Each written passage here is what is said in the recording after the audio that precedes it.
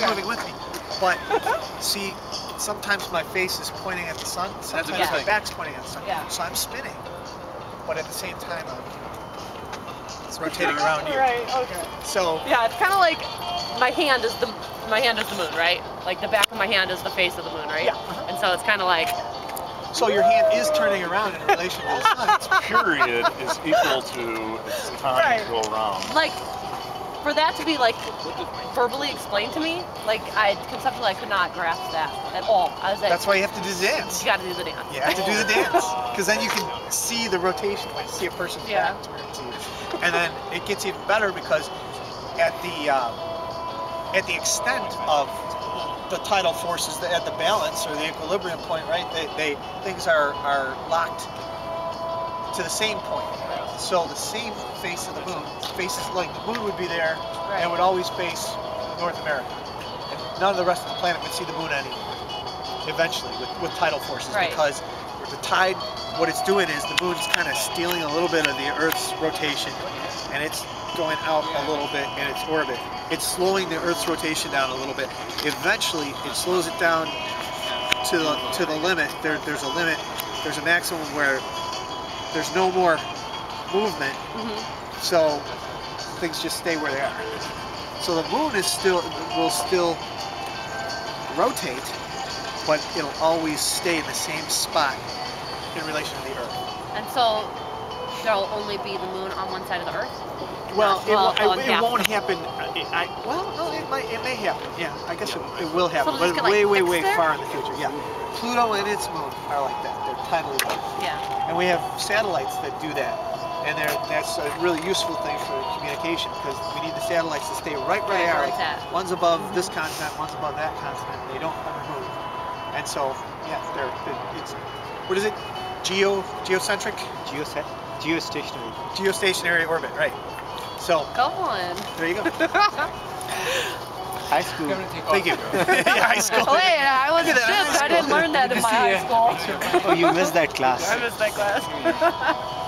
But I never understood why natural bodies eventually get there. Are you videoing us? Oh yes. Really, it's just. Would you like us to dance again? It's the balance of. This is the giggling angel.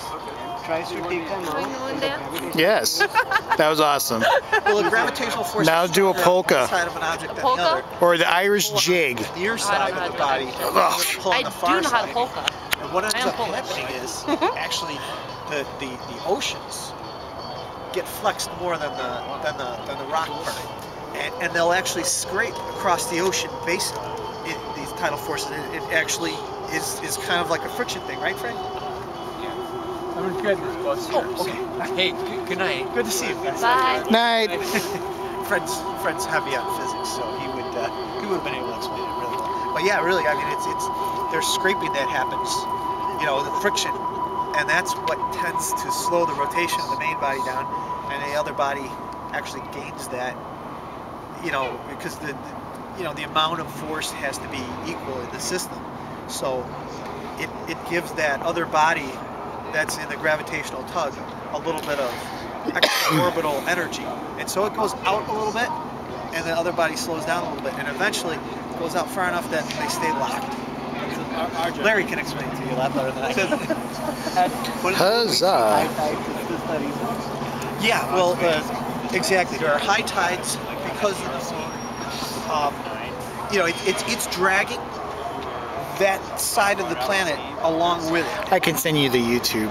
And then really? the sun, when the moon and the sun are lined up, Yeah, thank you. the sun tugs I don't know. less than half as Then I'm much gonna kick you in the shin. No, it's so massive. It's so far away that it tugs less than half the amount of the moon. So when you get the sun and the moon lined up, like in an eclipse, you get a bigger tide. When the sun is at a 90-degree angle, and you got the moon here and the sun here, you get a lower tide. There's what they call it, neap tide. Is the low neap tide? Deep tide. Neap. I think N-E-A-P. Yeah, and that's a lower tide. But anyway, yeah, they tug and they kind of flex things. The planet kind of gets a little stretched. And yeah, so that's why. And that's why you have 2 a day, because as the planet rotates, you know, you have the planet's rotating past the moon.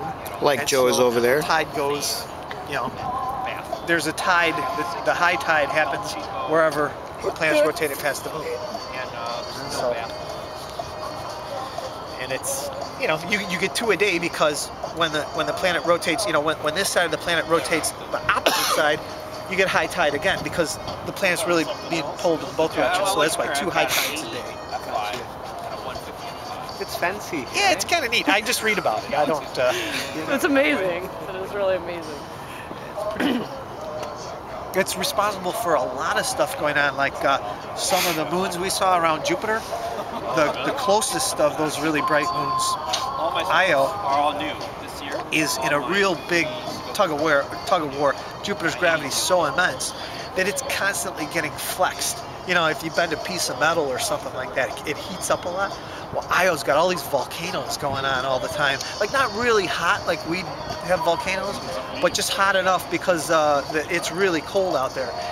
And the tidal force is flexed and heated enough that sulfur and the other, you know, maybe phosphorus, I don't know what else, but these volcanoes are geysers of sulfur get heated up and they blast off this little moon. And the Voyager spacecraft caught pictures of them as it was flying by, and then of course we sent Galileo there on this mission. We got all these pictures, and it's this pockmarked, like really tortured looking world full of volcanic calderas. Are you recording all this stuff? 6 minutes and 35 seconds into Don't it. show this to anyone at the Adler though. Ah, it's going to YouTube. Oh man, that's not how you explain it. But yeah, it's really cool. The tidal forces have a lot to do with it. I'll put a disclaimer in it. It's like I'm So wrapping next up now, show is wrapping at up. Disclaimer, this is pro bono and no relation to the Adler Planetarium or any of its associates and affiliates.